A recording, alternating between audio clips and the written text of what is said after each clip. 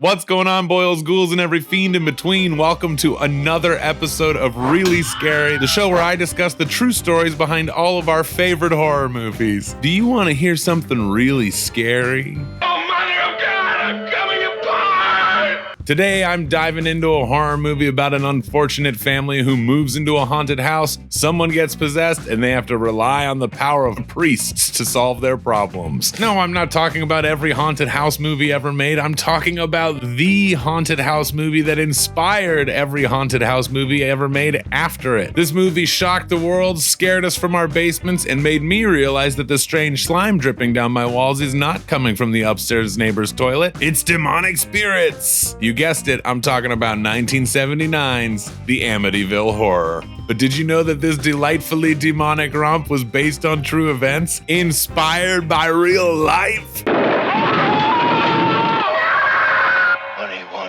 This story seriously has it all. It has a family in peril. It's got ghosts and demons. It's got murder. And somehow, believe it or not, this is the only video on YouTube about the Amityville Horror. Seriously, I looked it up, so you don't have to. You don't need to bother looking it up. I looked it up, not a single one. Now, before you pack your things and flee your evil home, the links to my references are down in the description. Make sure to like, share, and subscribe, and hit that notification bell for brand new episodes of Really Scary and hours of original horror videos. Now watch out for weird red-eyed pig ghosts, because this episode is about to get spooky.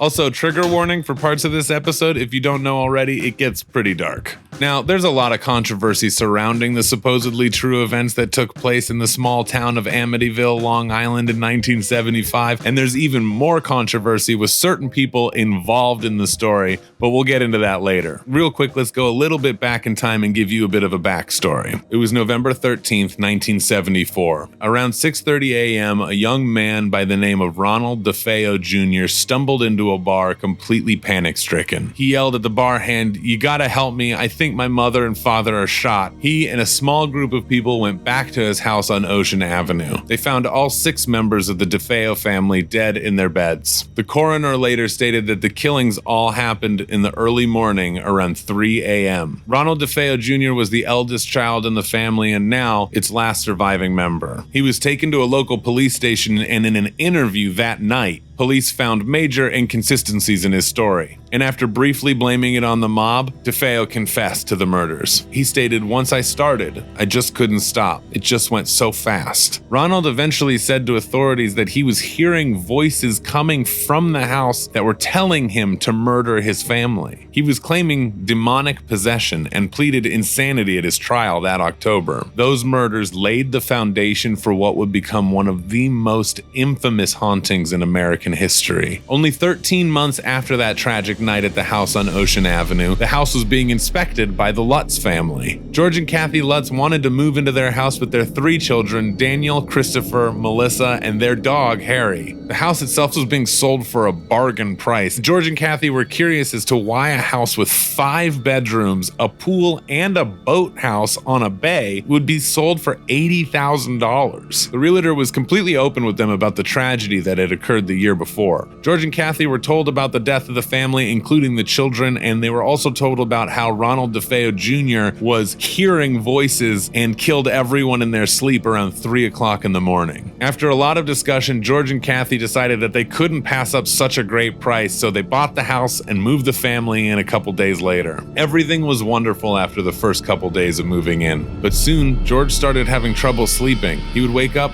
every morning around 3:15 for some reason. Then he thought he started hearing voices. Shortly after, the family started experiencing paranormal phenomena. Doors and windows started slamming shut on their own. The room started filling with this odor that could only be described as the odor of death. Then green slime apparently started oozing from the walls. And if you think that's crazy, every single family member separately reported a weird demonic pig-like creature with glowing red eyes that would stalk them through the house. The lack of sleep paired with the strange noises and the demonic pigs made George feel like he was starting to go crazy. Now, neither George nor Kathy were particularly religious, but at this point they had no idea what to do. Their friend recommended having a priest come over to bless the house. You know, you're dealing with demonic pigs, you might as well try anything, right? They contacted Father Ralph Picararo, who agreed to visit the house while the Lutzes were out. While blessing one of the upstairs rooms, he said he was quote-unquote slapped in the face by an invisible force, and he was told to get out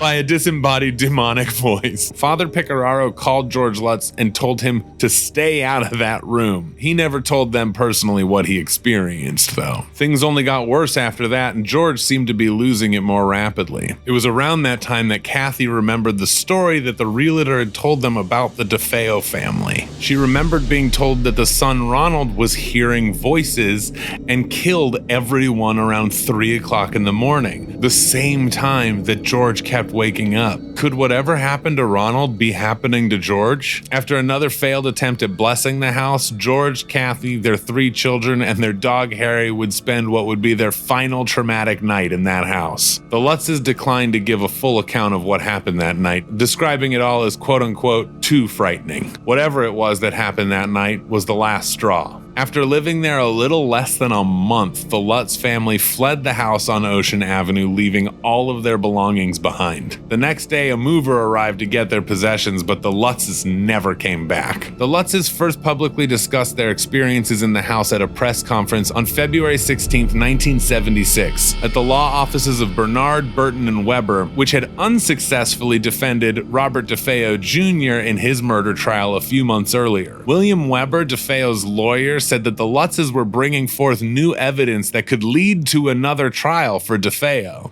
News spread quickly, and by March, a husband and wife team of demonologists came with a television crew to do a paranormal investigation of the house. This broadcast would cement Ed and Lorraine Warren in paranormal history and jumpstart their careers. Don't you worry, I've got a whole 5-episode series planned to go over the true events behind all of the Conjuring movies, and I want to do a deep dive in Ed and Lorraine Warren to show all of the conjuring jobs that they were doing. Spoiler alert, they were terrible people. Anyway, during the investigation, one of the Warrens' crew, Gene Campbell, took a series of infrared time-lapse photographs. The most famous image that night showed a demonic boy with glowing eyes standing at the foot of a staircase. Now, all of that seems pretty terrifying if you ask me. Unfortunately, all of that is complete bullshit. Spring is in the air, but depending on where you live, you either feel like you're in the middle of an ice age or you're stuck in the film Mad Max. I know for me, in California, it is currently 9:20 at night and 85 degrees in my apartment. Either way, you want to look good. So stop on by the Box Bros Horror merch store. Maybe you're a fan of our film Downstairs. What the fuck was that? Guess what? We got you covered. Are you more of a fan of giant men in diapers? What, you're not gonna feed me because I don't like it? I'm a baby. Peas are good for me. You might love the merch from our film Rupert. Could it be you're more into the verticals? Well, we've got plenty of vertical horror shorts.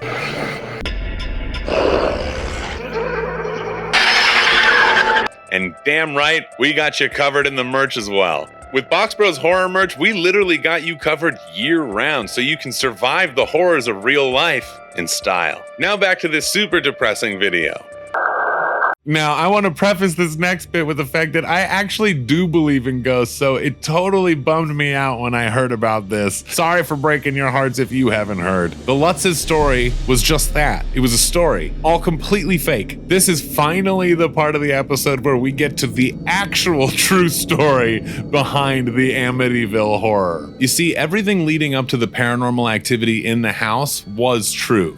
Robert DeFeo Jr. did actually kill his family, and the Lutzes did actually move into that house. That's where the true story changes. If you remember earlier, I said that Ronald DeFeo Jr. said that he was hearing voices that told him to murder his family, and he was pleading insanity in the trial. Well, Robert's lawyer, William Weber, saw dollar signs. Apparently, Weber and the Lutzes got together over a couple bottles of wine and concocted the entire damn story. They then recorded a retelling of the paranormal experiences on tape, which happened to be 45 hours, by the way. The Lutzes then gave those tapes to an author they had been introduced to named Jay Anson. Well, his little fingers got to typing, and the book, The Amityville Horror, was an instant hit. It was sold out everywhere. And when a book is that popular, it's only a matter of time before someone buys those film rights, baby. That's exactly what happened. The film adaptation of Amityville Horror was a massive commercial success, becoming one of the most profitable independent films of all time. I also think it holds the record of the only movie based on a book based on true events that was shot at the house that the true events were based on. I don't know.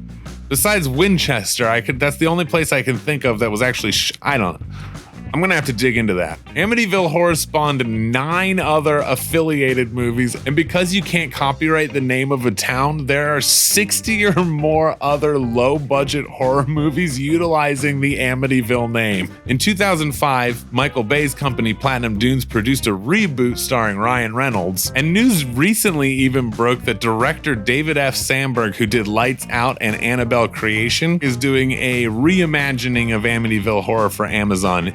It really feels like, even though it's completely made up, the spirit of that story refuses to die. If you haven't seen the original Amityville Horror, I certainly recommend it. Not only is it an important film in horror history, it's also just really fun. I definitely wouldn't call it scary by today's standards because it is super dated, but I still really enjoy it. And it is a hell of a cast for an independent horror movie. You know what?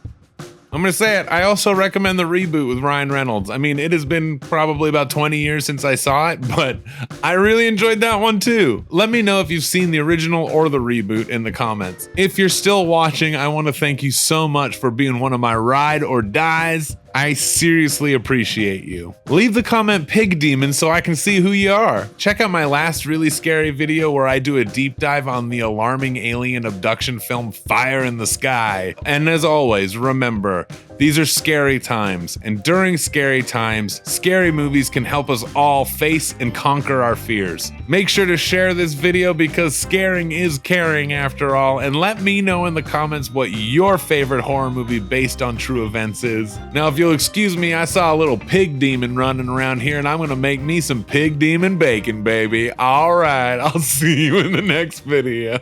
Bye, everybody.